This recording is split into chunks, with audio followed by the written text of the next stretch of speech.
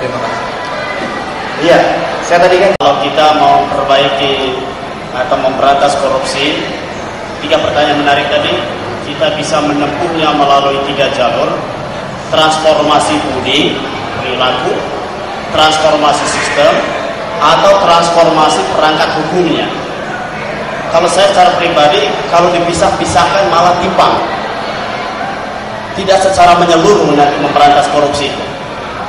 Bagi saya yang ideal adalah kalau sungguh-sungguh mau menghilangkan, mengeliminasi, paling kurang meminimalisir, syukur-syukur kalau bisa hilang dari permukaan bumi ini, 3 hal itu harus dilakukan bersamaan.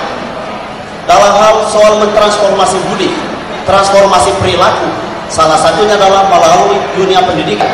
Suatu putusan yang baik. Oke, mohon diulang ya tadi pertanyaannya, penghargaan, refresh, di frasa ulang, silakan. Nah, jadi di sini jadi penyebab adanya mafia peradilan adalah karena watak dari institusi penegakan hukum yang korup dan sudah mendarah daging, dan lemahnya penghargaan hak asasi manusia dalam produk hukum pidana di Indonesia, terutama dalam kitab undang-undang hukum acara pidana. Sebenarnya bagaimanakah deskripsi dari kurang atau lemahnya penghargaan hak asasi manusia tersebut yang nantinya akan dikolaborasikan dengan hukum penegakan pidana Indonesia? Juga salah satu bentuk dari korupsi ya. Kalau misalnya kita lihat Mbak di website pengadaan barang dan jasa secara elektronik di LPSE, sebenarnya banyak PT-PT yang sudah di blacklist sama LPSE itu bisa memenangkan paket pekerjaan proyek pengadaan barang dan jasa. Yang mau saya pertanyakan di sini, apa terjadi fenomena pembiaran dari pengawas-pengawas yang sebetulnya sudah disediakan oleh pemerintah, atau memang ada kelemahan dalam sistem dari LPSN tersebut? Moralitas ya, seperti tadi dibilang daripada sumber dibilang kalau orang yang kebanyakan korupsi ini tidak memiliki latar belakang agama yang kuat atau ke depannya seperti apa sehingga dia melakukan tindak pidana korupsi ini. Seperti yang kita lihat sekarang ini malah banyak kejadian atau seperti di Kementerian Agama malah justru terjadi tindak pidana terhadap pengadaan Al-Quran, atau seperti kita lihat kasus LHI, yaitu seorang ustadz juga kan seharusnya memberikan contoh tapi malah tersangkut dengan korupsi. Apakah perspektif tersebut hanya terputus sampai situ saja atau gimana? Orang tidak boleh berzinah di pinggir jalan. Kenapa hukum mengaturnya? Begitu juga maksud di dalam suap tadi. Ketika Anda menyuap petugas penegak hukum tadi, maka akan terjadi kekacauan seperti itu. Bahwa seharusnya ketika Anda tidak punya STNK atau STNK Anda sudah mati, ya, seharusnya ditilang, tapi Anda tidak ditilang, berarti apa? Anda merugikan negara kan? Karena Anda tidak membayar pajak. Bagaimana dengan aparat penegak hukum? Aparat penegak hukum itu namanya dia menyalahgunakan kewenangan yang diberikan negara kepada dia. Jadi yang disebut dengan abuse of power. Apa yang dibahas oleh politik ya, yang terjadi di Senayan saja, itu kebanyakan pahamnya seperti itu. Kalau kami mengatur proyek ini, ya, kami mempertemukan antara penyedia dengan pengguna, lalu saya mendapat fee. Apa yang dirugikan? Kalau LHI itu mengatakan bahwa, loh apa yang saya suap? Saya nggak beri apa-apa kok dengan kepada siapa? Pihak yang dia suap itu. Saya tidak memberikan apa-apa. Saya hanya menyarankan supaya kuotanya diberikan kepada PT Adiguna umpamanya. Siapa yang dirugikan? Kalau melihatnya seperti itu, maka kita tidak akan pernah menyelesaikan masalah korupsi ini. Karena suap ini paling banyak ditolak dengan asumsi, ya.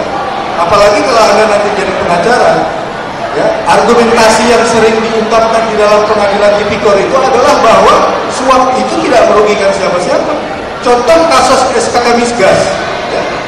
SKK Migas itu, kata Rudi Rubiandini, saya hanya mengantarkan uang pemberian dari PT ini kepada perusahaan, kepada anggota DPR.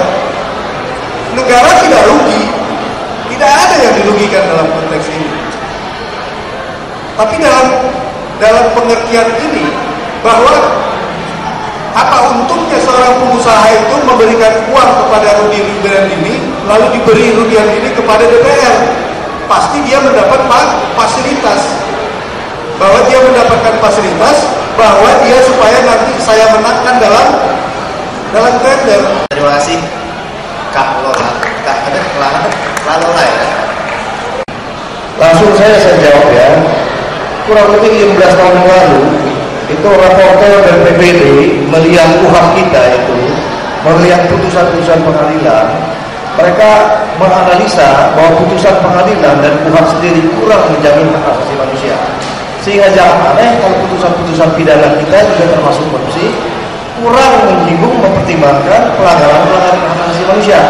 Karena 3 hak asasi manusia yang disebutkan hak dasar itu adalah hak hidup, right to life, hak kebebasan, right to freedom, ya, atau liberty, dan 3 adalah hak to protection of harta benda atau aset, ya.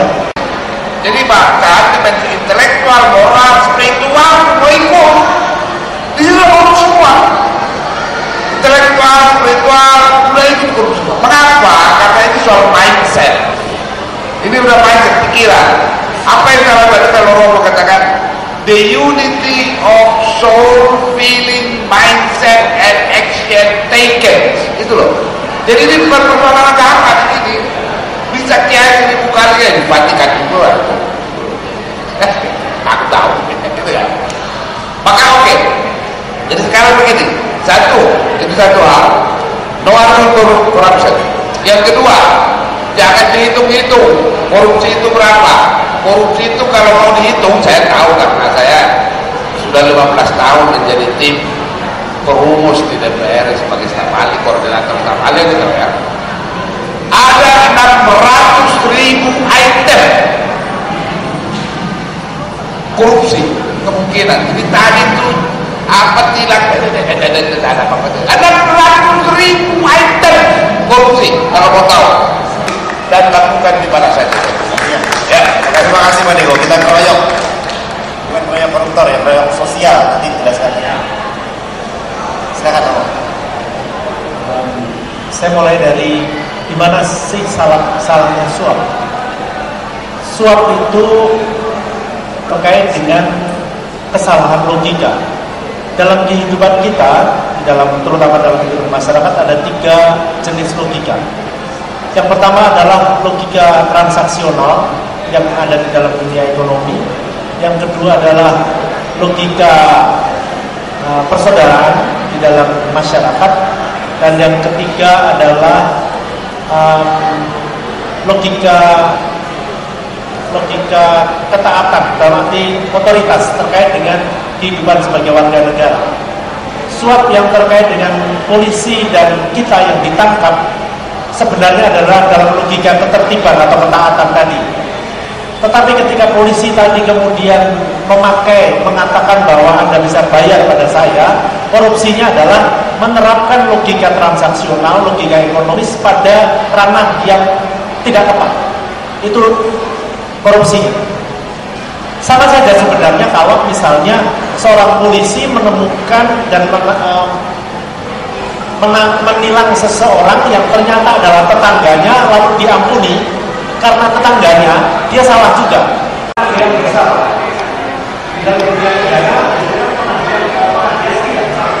dalam dunia korupsi seharusnya ada pengadilan bersalah, terutama pada bicara politik.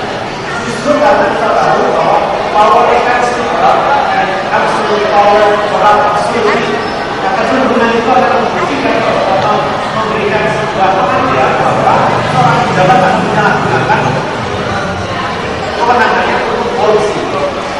Mau jadi koruptornya atau mau jadi memberantas koruptor kan gitu sih. Anda mau fungsi yang mana? Jadi ya sama. Saya tadi saya koruptor itu biasa. Saya kasih Pak Makin aja deh. Pak Makin kasih 3 menit aja lah ya. Bicara dari salah satu contoh dari ini. Ya, dalam masa